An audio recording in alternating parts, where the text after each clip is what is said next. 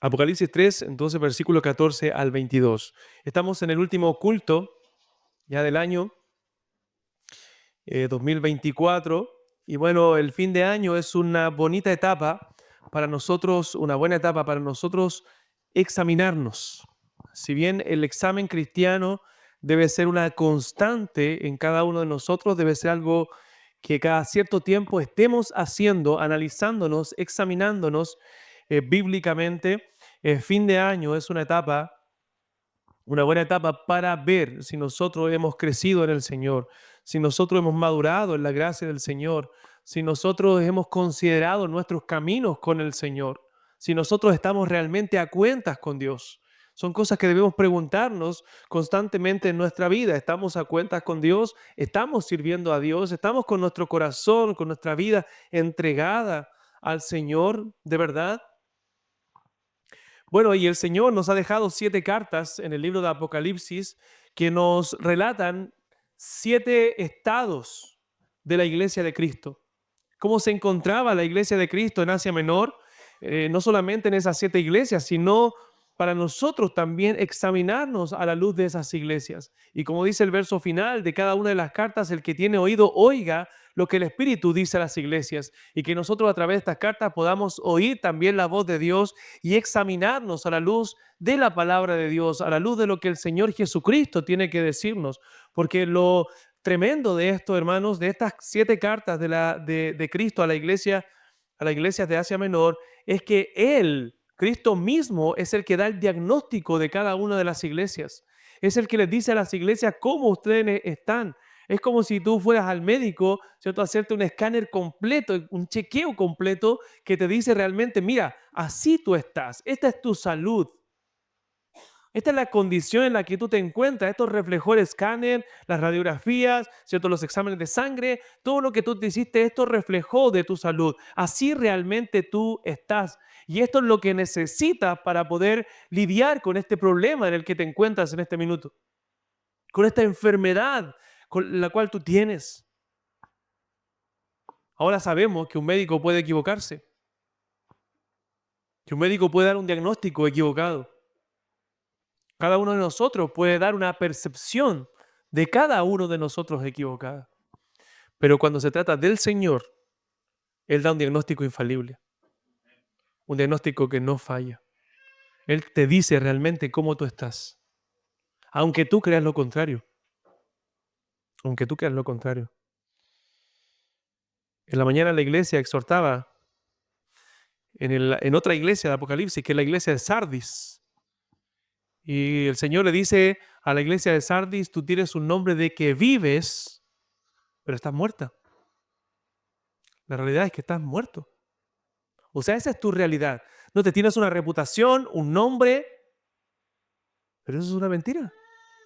Lo que tú vives es una mentira. Tú estás muerto. Y lo que le estaba diciendo el Señor era la realidad. Aunque tienes unas pocas personas, ¿cierto? Un remanente tenía Sardis que no se había contaminado, que no había ensuciado sus ropas, que estaba aún sirviendo al Señor. Entonces, entre Sardis y la Odisea son las 2 iglesias de las 7 con peor diagnóstico de parte del Señor, con peor diagnóstico.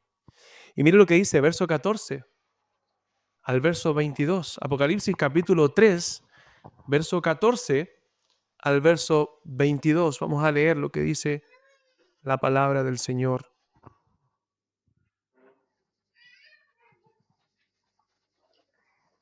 Y escribe al ángel de la iglesia en la Odisea: He aquí el amén, el testigo fiel y verdadero, el principio de la creación de Dios dice esto: Yo conozco tus obras, que ni eres frío ni caliente. Ojalá fuese frío o caliente, pero por cuanto eres tibio y no frío ni caliente, te vomitaré de mi boca. Porque tú dices, yo soy rico y me he enriquecido y de ninguna cosa tengo necesidad. Y no sabes que tú eres un desventurado, miserable, pobre, ciego y desnudo. Por tanto, yo te aconsejo que de mí compres oro refinado en fuego para que seas rico, y vestiduras blancas para vestirte, y que no se descubra la vergüenza de tu desnudez, y unge tus ojos con colirio para que veas. Yo reprendo y castigo a todos los que amo, sé pues celoso y arrepiéntete. He aquí yo estoy a la puerta y llamo, si alguno oye mi voz y abre la puerta, entraré a él y cenaré con él y él conmigo. Al que venciere, le daré que se siente conmigo en mi trono, así como yo he vencido y me he sentado con mi Padre en su trono. El que tiene oído, oiga lo que el Espíritu dice a las iglesias.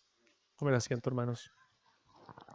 Entonces, como decía, el fin de año es un buen momento para nosotros analizar nuestro corazón. La Escritura nos señala, el apóstol Pablo señala a los corintios que debemos examinarnos si nosotros estamos en la fe, si realmente el Espíritu de Dios mora en nosotros, si nos conocemos a nosotros mismos y si el Espíritu de Dios mora en nosotros, o la verdad es que estamos siendo reprobados. El examen del cristiano es algo sano. El salmista dijo en el Salmo 139, David, examíname, oh Dios, y conoce mi corazón. Pruébame y ve si hay en mi camino de perversidad y guíame por el camino eterno. O sea, nosotros constantemente debemos estar examinando para que no descuidemos nuestro corazón, para que no descuidemos nuestra comunión con el Señor, para saber si nosotros estamos realmente a cuentas con Dios. Entonces, el mensaje de hoy es un llamado a la examinación, es un llamado a poder mirar nuestro corazón y ver si realmente estamos a cuenta con Cristo, si estamos en comunión con el Señor, si tenemos esa comunión íntima que el Señor desea con cada uno de sus hijos, con cada uno de su pueblo. Aquí le dice el Señor, imagínense a esta iglesia y lo vamos a profundizar un poquito más adelante. He aquí yo estoy a la puerta y llamo, dice el Señor. Si alguno oye mi voz y abre la puerta, entraré a él y cenaré con él y él conmigo. Mire qué invitación, qué llamado a cenar, qué llamado a tener comunión le hace el Señor a esta iglesia descuidada. Recuerda que el Señor no se impresiona por nuestras apariencias, no se impresiona por lo que nosotros mostramos a los demás. Lo que le necesitaba a la iglesia en Sardis, una iglesia que tenía nombre de que vive.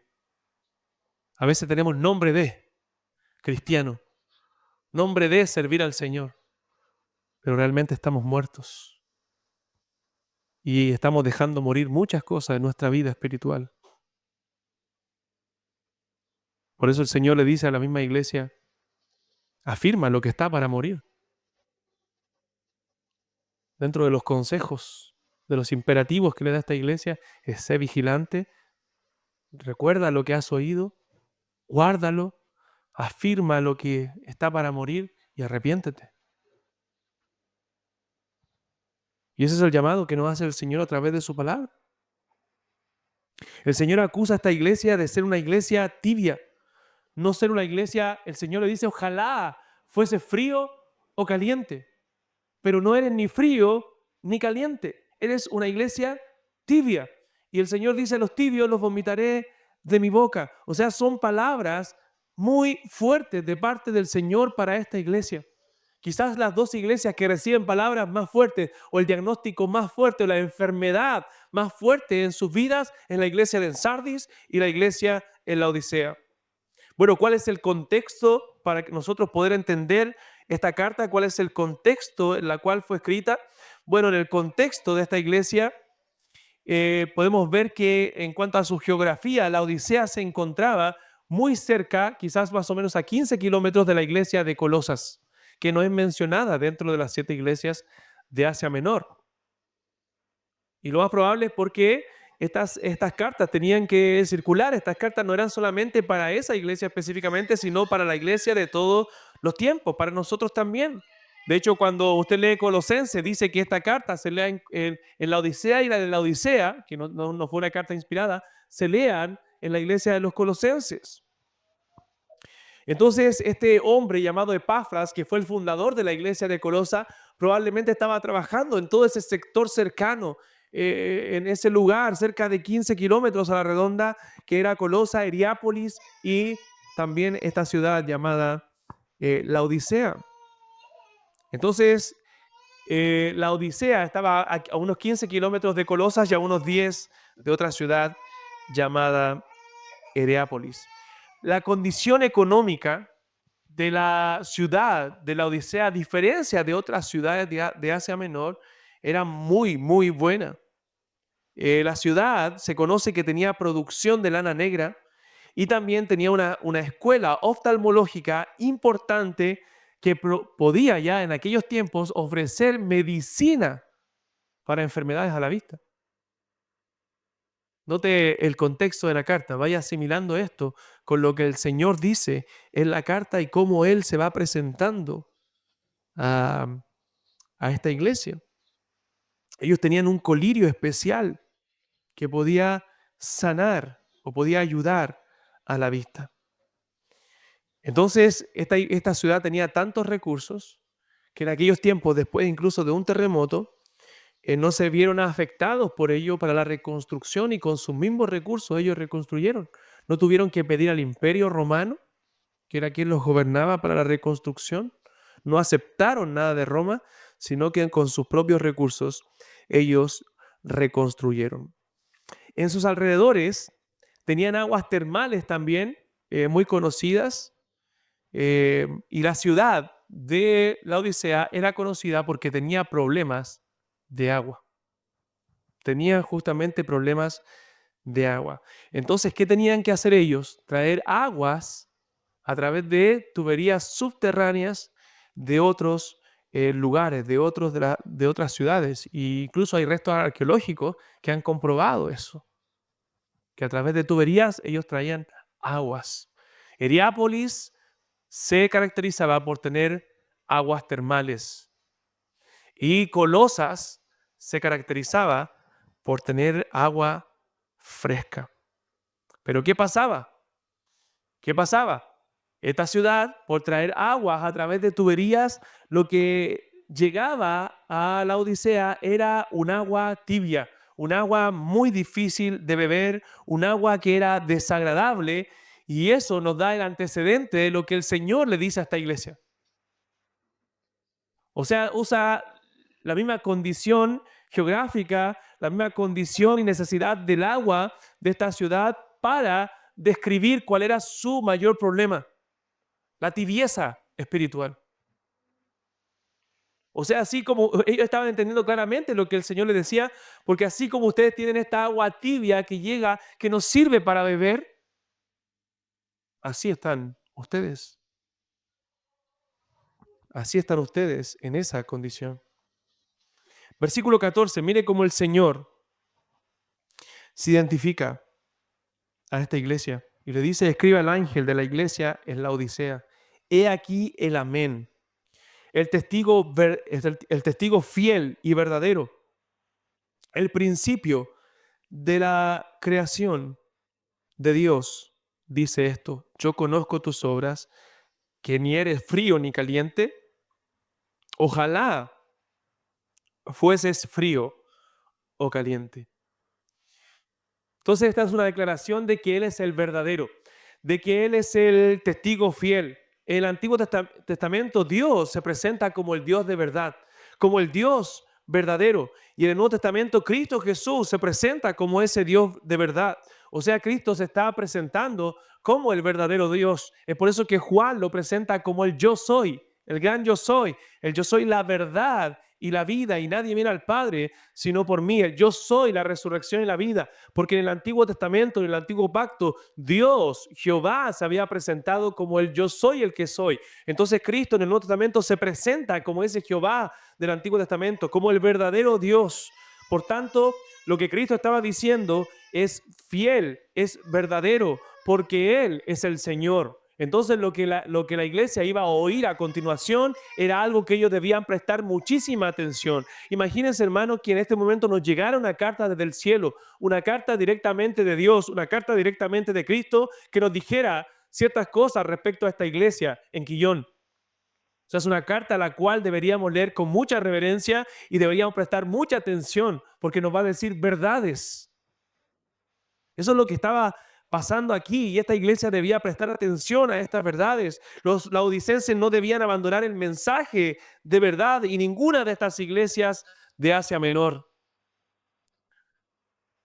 Y lamentablemente lo que más hoy día hace la iglesia, muchas iglesias, es abandonar el evangelio, es abandonar el mensaje de verdad, es abandonar a Cristo, que es la verdad misma, la verdad misma.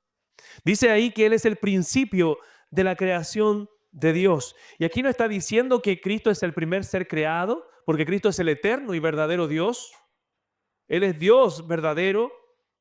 Él es eterno igualmente que su Padre. No está diciendo que es el principio de la creación, que Él es el primer ser creado, sino es lo mismo que la expresión que aparece en Colosenses, cuando dice que es el primogénito de toda la creación.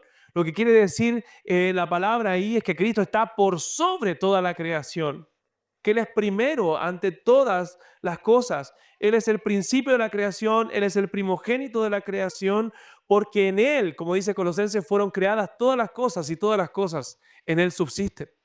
Él es antes que todo. Lo que está diciendo es que Él es Señor por sobre toda la creación.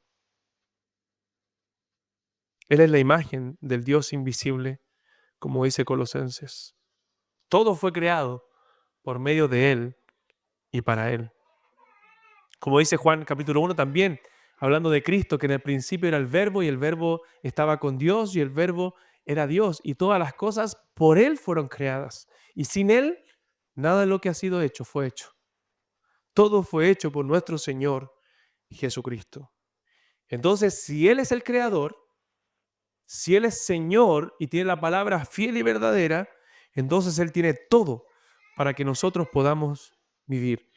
Y tiene todo derecho de hablarnos y nosotros tenemos todo el deber de obedecerle.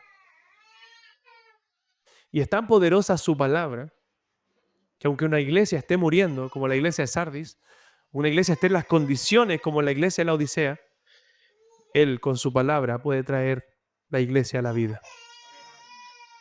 Así como un día su palabra nos llamó a la vida cuando estábamos muertos, Él puede resucitar su iglesia también para que viva nuevamente, para que sea luz nuevamente. Entonces, ¿cuál es el diagnóstico que el Señor le hace a esta congregación, a esta iglesia? Versículo 15 al 17, nuevamente. Versículo 15 al 17. Palabras directas del Señor. Esta es tu realidad. Le dice, yo conozco tus obras. El Señor lo conoce absolutamente todo.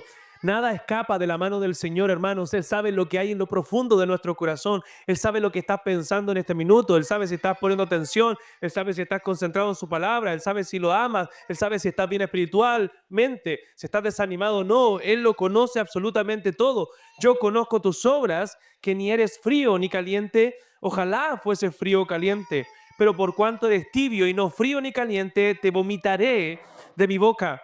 Porque tú dices, note, tú dices, tú te autoengañas, eso es lo que tú piensas, esto es lo que tú haces, lo que tú dices cuando te examinas. Yo soy rico y me he enriquecido y de ninguna cosa tengo necesidad y no sabes que tú eres un desventurado, miserable, pobre, ciego y desnudo.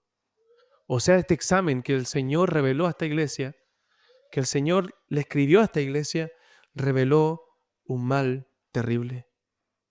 A diferencia de todas las otras iglesias, incluso Sardis, no tiene ninguna palabra de alabanza. Sardis por lo menos dice, tienes unos pocos que no han manchado tus vestiduras. Eso es lo mejor que le dice a Sardis, que no han manchado sus vestiduras. Pero aquí no tiene ninguna palabra de alabanzas. En las palabras a la otra iglesia habría reprensión, pero también el Señor reconocía lo bueno de estas iglesias, las áreas fuertes, pero no es el caso. Aquí ni siquiera había algunos pocos. El desagrado del Señor por la condición de esta iglesia llega al punto que le dice, por cuanto eres tibio, te vomitaré de mi boca. O sea, es desagradable esta iglesia a la boca del Señor. Cristo está manifestando esta molestia al probar a esta iglesia. No podía tragarla, le producía asco. Es un desagrado total que Cristo tenía con esta iglesia. Estaba en una condición tan terrible que el Señor no podía tener comunión con ellos. Yo hubiera preferido, dice el Señor, que ustedes fuesen fríos o calientes. Y aquí, ¿qué quiere decir el Señor con esto? Que a veces se malentiende. Pero aquí nuevamente toma el aspecto geográfico para decir esto. Es como que Cristo le hubiera dicho, ojalá fuesen calientes como esas aguas termales tan buenas para la salud. que había en Heriápolis. O ojalá se fuesen fríos, como aquellas aguas de Colosas que servían para beber, que ambas son buenas aguas, pero tu agua no sirve para nada. Eres tibio. Y por cuanto eres tibio, te vomitaré de mi boca. Ojalá fuese frío y puedas refrescar. Ojalá fueses caliente y puedas usar tu agua como medicina. Pero tu agua es asquerosa. Eso le está diciendo en otras palabras el Señor. Y está hablando de su condición espiritual. Es una metáfora de su condición espiritual. Así está la vida de esta iglesia. Así está la vida de muchos cristianos. El Señor está hablando de algo que ellos conocían. Entonces tu agua ni cura, como las aguas termales, no alimentan, no sacian. Es como una sal que no sala, una luz que no ilumina. No están brindando el agua fresca y fría del Evangelio. Y estaban ayudando a los enfermos espiritualmente con esa agua caliente. Ustedes son tibios, dignos de ser vomitados. Habían perdido la esencia de lo que es ser cristiano. Habían perdido la esencia de lo que es ser iglesia. No estaban viviendo para la gloria del Señor. Estaban adaptados al mundo, adaptados a la ciudad. La ciudad era una ciudad rica. La ciudad era una ciudad que había producido mucho. Y la iglesia estaba en esas mismas condiciones, conformándose a la ciudad. Si usted lee la carta de las 7 iglesias, muchas de las otras iglesias estaban siendo perseguidas por causa del Evangelio. Tenían mártires por causa de Cristo, por causa de la persecución que había en Asia Menor. Pero ¿por qué Sardis? ¿Por qué la Odisea no estaban siendo perseguidas? Porque se habían adaptado al mundo, se habían adaptado a la ciudad, estaban viviendo igual que la ciudad, no había diferencia con el mundo. Y al igual que la ciudad que se había enriquecido, ellos decían también, yo soy rico y me he enriquecido. Mira, el orgullo y la autosuficiencia había llenado sus corazones y de ninguna cosa tengo necesidad. Esa es la autoevaluación. Cuando a la Odisea le decían, evalúate, ellos decían, oh, estoy súper bien. Soy rico. Mira verso 17. Porque tú dices, le dice el Señor, yo soy rico y me he enriquecido y de ninguna cosa tengo necesidad. Y no sabes que tú eres un desventurado, miserable, pobre, ciego, desnudo. O sea, ellos pensaban algo, pero la realidad que Cristo les manifiesta es otra totalmente diferente. Ellos estaban felicitando a ellos mismos, oye, que estamos bien, que hemos progresado en esta vida. Se estaban entregando trofeos entre ellos. Creían que tenían todo lo que necesitaban. Soy rico, decían.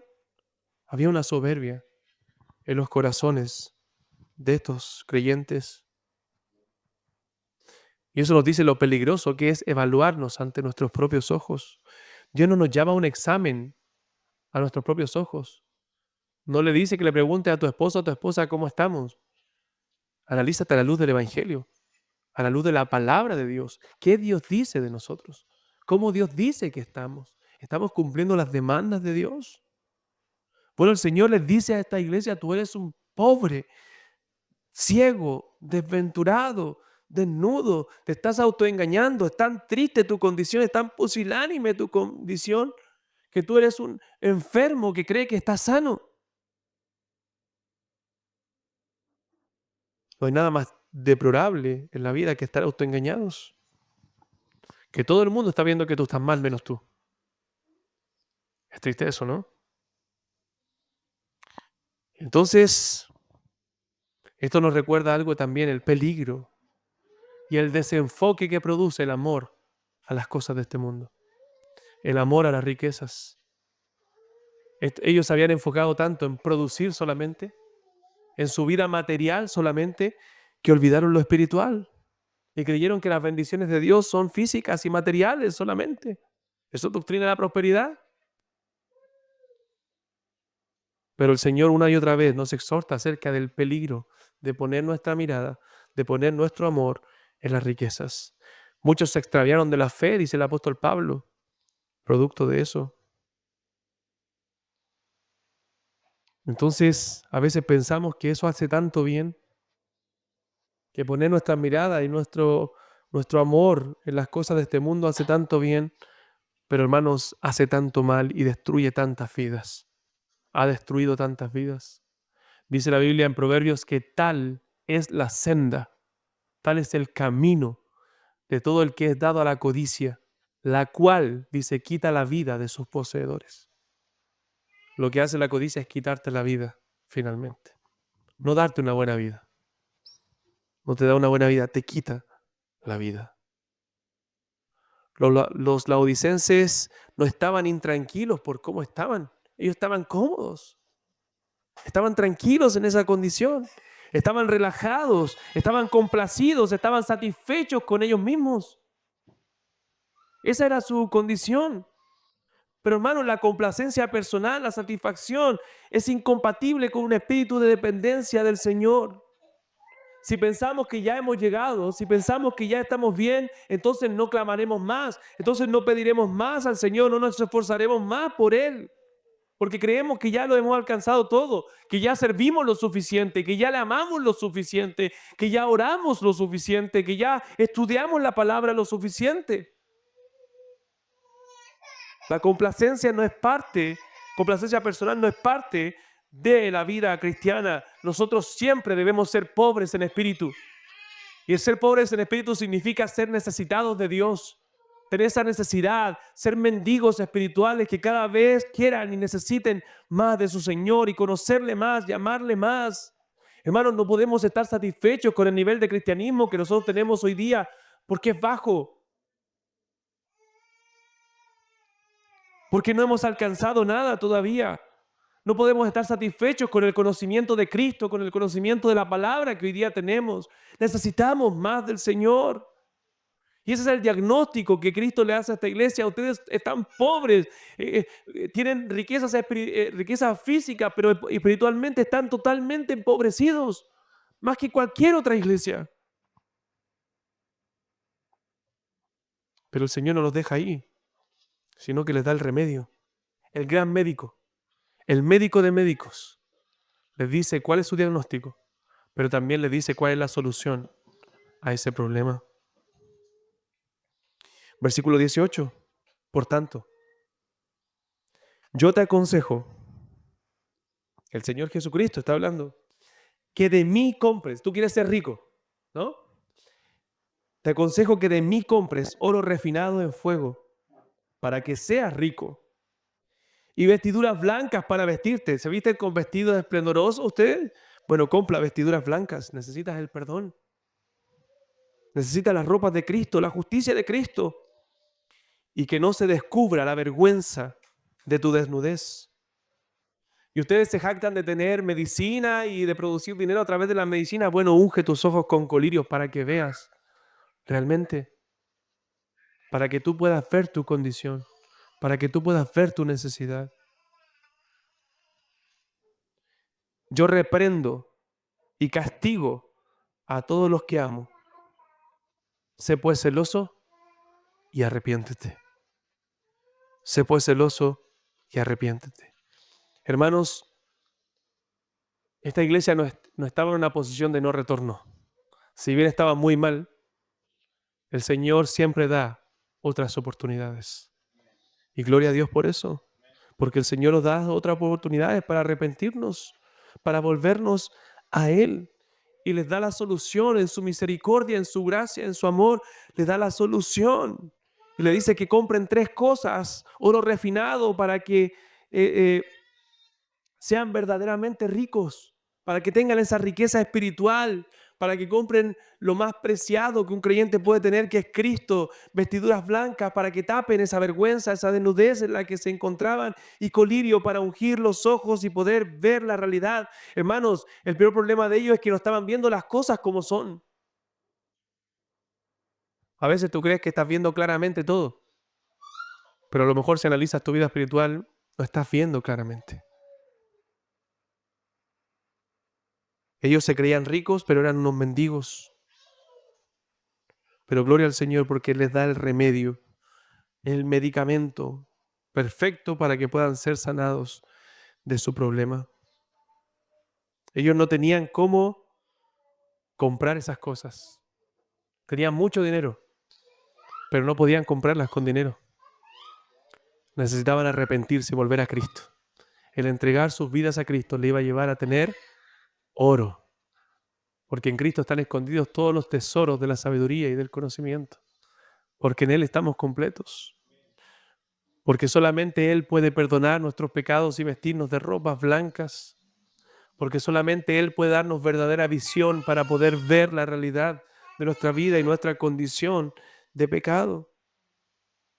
Entonces lo que le está haciendo ver el Señor a esta iglesia es su necesidad de la gracia de Dios, su dependencia de Dios.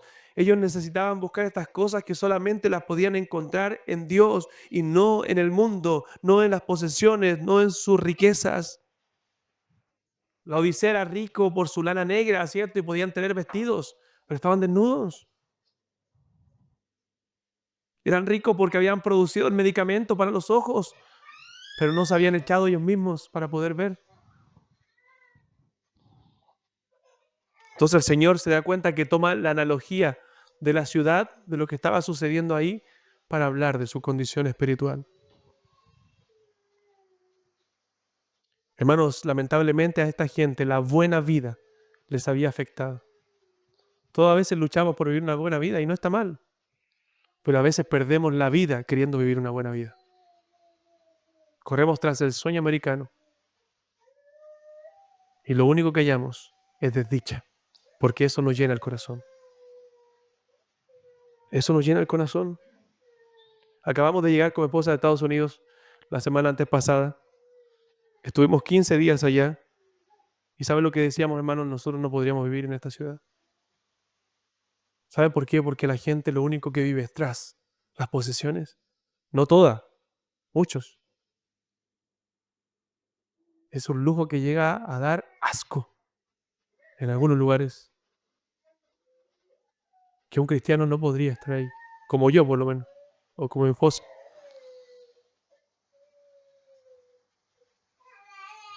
Porque lo único que corren es tras esas cosas. Hermano, ¿sabe qué? Déjame decirte algo. Son cosas que van a quedar ahí. Nada más que cosas que no tienen ningún valor en lo eterno, en lo espiritual. Entonces la buena vida a esta gente le había afectado. Estaban insensibles a las cosas de Dios. ¿Sabe qué yo decía en una iglesia que visité? Tienen de todo, autos tremendos. Y en la semana llegaban 5 personas al culto. Eso no es iglesia. Eso no es avivamiento. Eso no es despertar. Eso no es amor por el Señor. Cuando Dios te ha dado todo.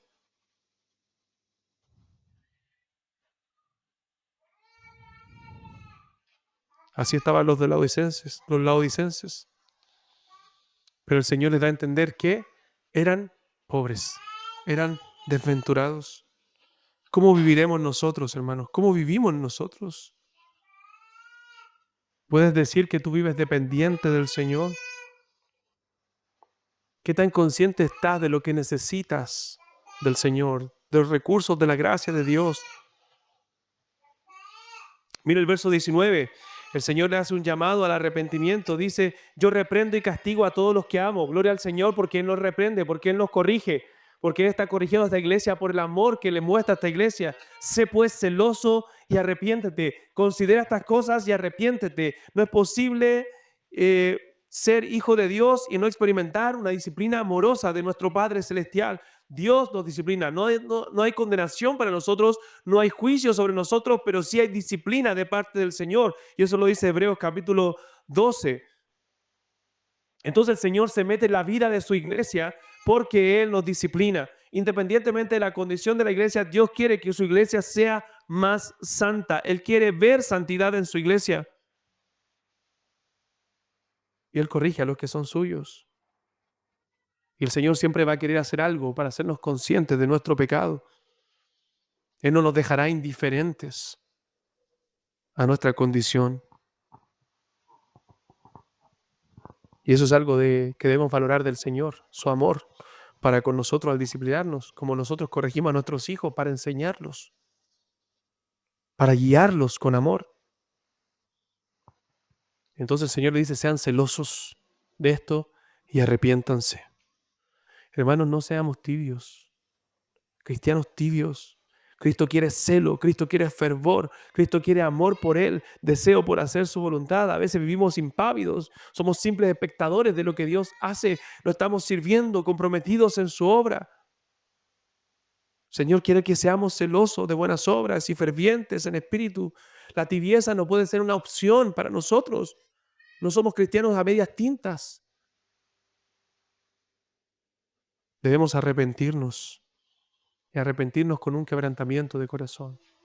¿Cuándo fue la última vez que te quebrantaste? ¿Cuándo fue la última vez que te arrepentiste delante del Señor por tu pecado? Y por último, el Señor le hace un llamado a esta iglesia a cenar con Él, a tener comunión con Él. Verso 20. He aquí yo estoy a la puerta y llamo. Mire la palabra de Cristo. He aquí yo estoy a la puerta y llamo. Si alguno oye mi voz y abre la puerta, entraré a Él y cenaré con Él y Él conmigo. Hermanos, es una de las partes más hermosas de esta carta, y quizás no solamente de esta carta, sino de las cartas y de la Escritura. Cómo el Señor llama a una comunión con Él. El Señor se presenta como llamando a la puerta de la iglesia. Hermanos, lo que había hecho esta iglesia era tan terrible que habían dejado al Señor fuera. El Señor estaba fuera de la iglesia y estaba ahí el Señor queriendo tener comunión con ellos y decir, yo estoy a la puerta y llamo. Si uno de ustedes abre la puerta y oye mi voz, yo voy a tener comunión con Él. Yo quiero tener comunión con Él y Él conmigo. Hermanos, nunca debemos dejar de escuchar la voz de Dios. Dios quiere tener comunión con su pueblo. Él está llamando a su pueblo. Por eso Santiago dice, acercaos a Dios y Él se acercará a vosotros. Aún no le has amado lo suficiente. Aún no te has entregado a Él lo suficiente. Una iglesia sin Cristo no tiene razón de ser, hermanos. Somos cristianos, es la iglesia de Cristo. Y si la iglesia deja fuera a Cristo, entonces deja de ser la iglesia de Cristo. Y muchas iglesias han dejado a Cristo afuera sin darse cuenta. Muchos cristianos han olvidado a Cristo. Sin Él no tiene sentido esta reunión. Si Él no está aquí, entonces ¿para qué nos reunimos? Es buena la comunión, ¿no? Es que nos caemos bien, bonito, todo eso. Pero no es lo más importante. Cristo es el centro de su iglesia. Cristo es el Señor de la iglesia. ¿Tienes hambre de Cristo o has perdido el deseo por Él? ¿O has perdido el amor por Él? ¿Tienes comunión con tu Señor cada día de tu vida? Valora los tiempos con Él en la palabra y en la oración. No nos conformemos, hermanos, a ser tibios, a olvidar que tenemos un Señor y que tenemos una prioridad, que es estar con Él y disfrutar de Él para siempre. No seamos autosuficientes. Necesitamos a Cristo. ¿Cómo está tu vida? ¿Cómo está tu evaluación? ¿Qué examen haces hoy de ti y de tu alma? ¿Estás en comunión con Dios o necesitas considerar esto y arrepentirte y volverte a Él de todo corazón? Ese es el llamado. Considera tu alma. ¿Cómo estás con Cristo? ¿Cómo estás con Dios? Aún si a lo mejor te das cuenta, no tengo a Cristo, yo no conozco a Cristo. Bueno, es el día para que tú te arrepientas de tus pecados y le mires a Él como Salvador y puedas clamar a Él de todo corazón y pedir que Él sea tu Señor y que Él entre a tu vida y puedas tener comunión con Él y Él contigo. Oremos al Señor.